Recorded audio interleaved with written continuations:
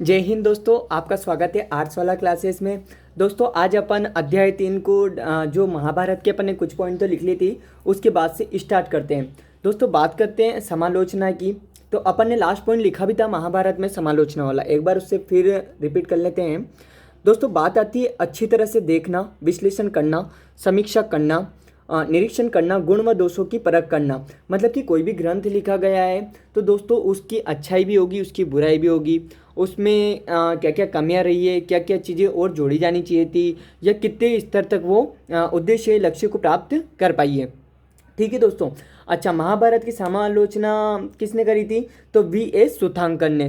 दोस्तों इन लेखक के बारे में हम जानते हैं, V.S. सुथांकर संस्कृत के विद्वान थे। काय के विद्वान थे? संस्कृत के विद्वान थे।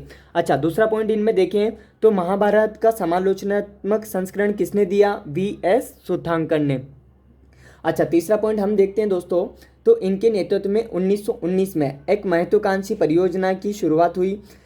इसमें अनेक विद्वानों ने मिलकर महाभारत ग्रंथ का समालोचनात्मक संस्करण तैयार करने की जिम्मेदारी उठाई। दोस्तों बात करते हैं कि जो महाभारत ग्रंथ के बारे में जो समालोचनात्मक संस्करण हम देख रहे हैं, तो इसको किया किसने था? V.S. सुथांकर ने। अच्छा, ये अकेले नहीं थे इस ग्रंथ में। इस ग्रंथ को पूरा करने के लिए इन्होंने 1919 से ये कार्य शुरू किया और इनके साथ काफ़ी सारे और भी अन्य लेखक शामिल थे। अच्छा, तीसरा पॉइंट हम देखते हैं दोस्तों, देश में विभिन्न भागों में लिखी गई अलग अलग लिपियों में महाभारत को संस्कृत भाषा में अनुवाद किया गया। दोस्तों हम देखा जाए तो पूरे भारत में कहीं ना कहीं महाभारत ग्रंथ को लिखा गया था और अनेक अनेक भाषाओं में, अनेक अनेक लिपियों में लिखा गया था। पर कहीं ना कहीं उन सभी लिपियों को मिलाकर एक लिपि में लिखना हमारा उद्देश्य था, और वो लिपि थी कहीं ना कहीं संस्कृत भाषा थी। कौन सी थी? संस्कृत भाषा थी। मतलब टोटली भाषाओं का ट्रांसलेशन अपन ने किस भाषा में करा? संस्कृत भाषा में करा। अच्छा, चौथा पॉइंट इसमें देखा जाए, पांडुलिपि में पाए गए श्लोकों का अध्ययन किया। विद्वानों ने ऐसे श्लोकों का चयन किया जो लगभग सभी पांडुलिपि में उपलब्ध हो। इनका प्रकाशन 13,000 पेज में किया गया। इस परियोजना को पूरा होने में 47 साल लगे। दोस्तों बात करते हैं, जब लेखक ने इस ग्रंथ को लिखना 1919 से शुरुआत की, तो उन्होंने कहीं ना कहीं अलग अलग पांडुलिपियों को एकत्रित करा, अनेक अनेक भाषाओं को एकत्रित करा, तथा इसमें लगभग बहुत सारे श्लोक थे। और कुल बात करें तो इसका प्रकाशन 13,000 पेजों में किया गया है। कितने पेजों में? 13,000 पेजों में किया गया है। बात करते हैं तो इसको पूरा करने में कितने साल लगे? इसको पूरा होने में दोस्तों कहीं ना कहीं 47 साल लगे। कितने साल? 47 साल। अच्छा दोस्तों, अनेक बात की जाए, परियोजना के निरीक्षण के बाद दो बातें सामने आई। अच्छा, हमने भाई साहब ये महाभारत की जो परियोजना तैयार की, ठीक है भाई साहब, इसका निरीक्षण भी हो गया। अब इसको पूरा करने के बाद हमारे पास कुछ ना कुछ निष्कर्ष तो निकल के आना ही है। तो निष्कर्ष निकल के क्या आया? तो दो बातें हमारे सामने निकल के आई।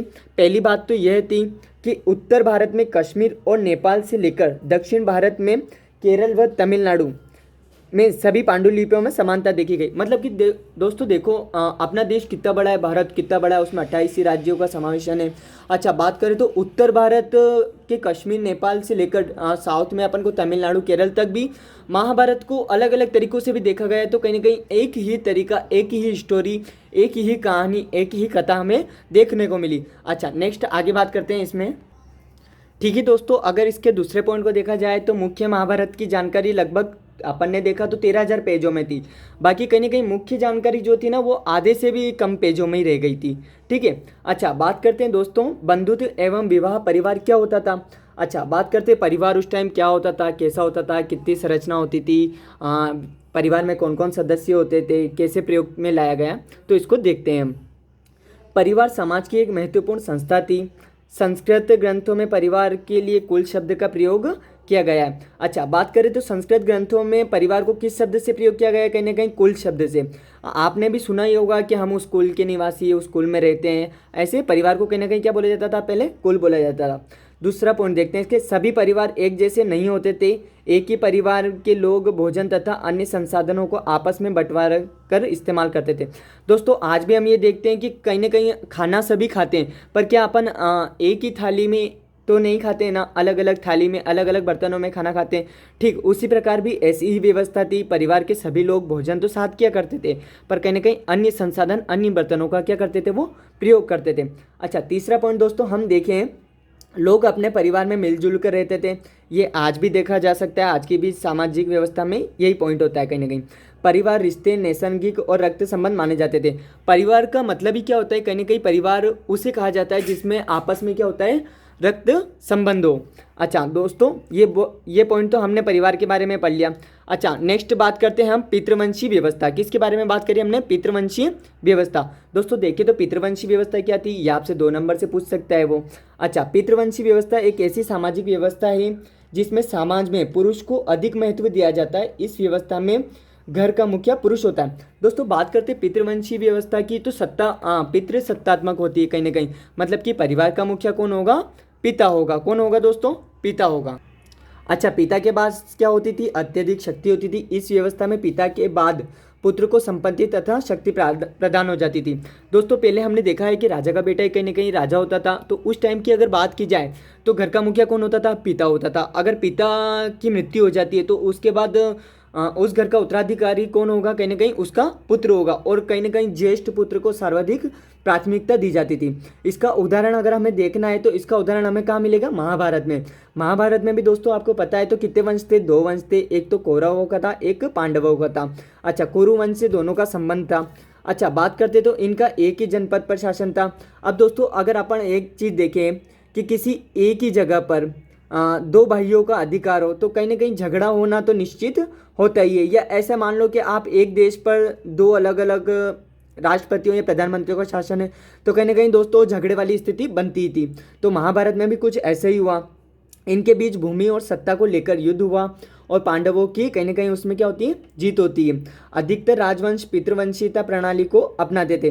दोस्तों अधिकतर अगर हम राजवंशों को देखा जाए तो राजवंश में क्या होता है, कहीं ना कहीं पितृवंशीयता को ही अपनाया जाता है।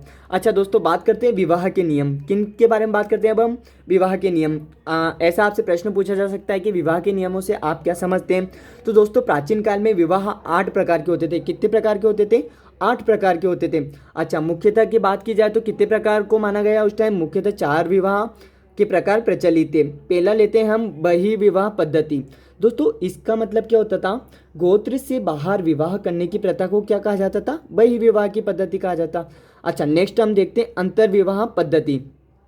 एक कुल, एक गोत्र, एक स्थान पर बसने वाले लोग आपस में विवाह कर लेते थे, उसे अंतर्विवाह कहा जाता था। मतलब कि एक ही कुल है, एक ही गोत्र है, एक ही स्थान पर है तथा आपस में क्या कर लिया उन्होंने, विवाह कर लिया, तो इस विवाह को हम कौन सा नाम देंगे, अंतर्विवाह पद्धति नाम देंगे। दोस्तों मुख्यतः तो हम 4 पढ़ रहे हैं पर आपने वर्तमान में सिर्फ 2 के ही नाम सुने होंगे, एक तो अरेंज मैरिज होती है, एक लव मैरिज होती है। अगर तीसरा देखें तो तीसरा आता है बहुपति प्रथा। इसमें क्या होता है, बहुपति प्रथा में एक से अधिक पति होना, मतलब कि कोई पत्नी एक है तथा पति की संख्या है वो अधिक है, ऐसा होता है इसमें। अच्छा बहुपत्नी प्रथा क्या होता है, एक से अधिक पत्नियां, मतलब कि पति तो एक है ना, और पत्नियां कई सारी हैं उसकी, ठीक है। अच्छा दोस्तों बात करते हैं स्त्री का गोत्र से क्या तात्पर्य। आपसे प्रश्न पूछ लिया कि स्त्री का गोत्र से क्या तात्पर्य। अच्छा तो इसमें हम पहला पॉइंट देखते हैं, गोत्र एक प्राचीन ब्राह्मण पद्धति थी। क्या थी, एक प्राचीन ब्राह्मण पद्धति। दूसरा पॉइंट देखते हैं, इसका प्रचलन लगभग 1000 ईसा पूर्व के बाद हुआ। अच्छा गोत्र कब से माने जाने लगी थी, तो 1000 ईसा पूर्व के बाद से माने जाने लगी थी। अच्छा तीसरा पॉइंट हम देखते हैं, इसके तहत लोगों को गोत्र में वर्गीकृत किया गया और प्रत्येक गोत्र का एक वैदिक ऋषि के नाम पर होता था। मतलब गोत्र जो आज हम देखते हैं कि अलग अलग समाज में जातियों में बटा हुआ होता है और गोत्र अलग अलग होती है, तो ये गोत्र किन के नाम पर होते थे, ये गोत्र उस टाइम के वैदिक ऋषियों के नाम पर होती थी।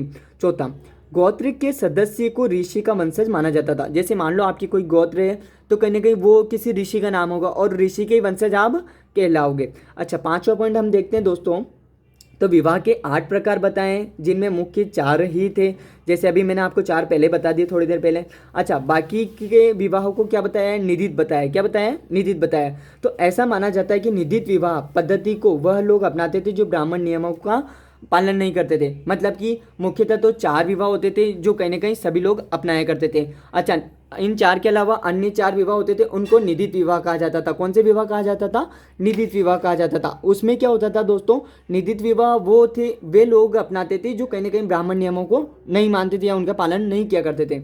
अच्छा दोस्तों बात करते हैं गोत्र के 2 महत्वपूर्ण नियम। किसके, गोत्र के 2 महत्वपूर्ण नियम क्या क्या थे।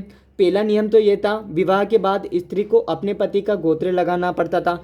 दोस्तों आज वर्तमान में भी आप देख लेना, लड़की अपने पिता के घर है तब तक तो वो अपने पिता का सरनेम यूज़ करती है। जैसे ही उसकी शादी हो जाती है अर्थात उसका विवाह हो जाता है, उसके बाद उसके पति का गोत्र लगना प्रारंभ हो जाता है।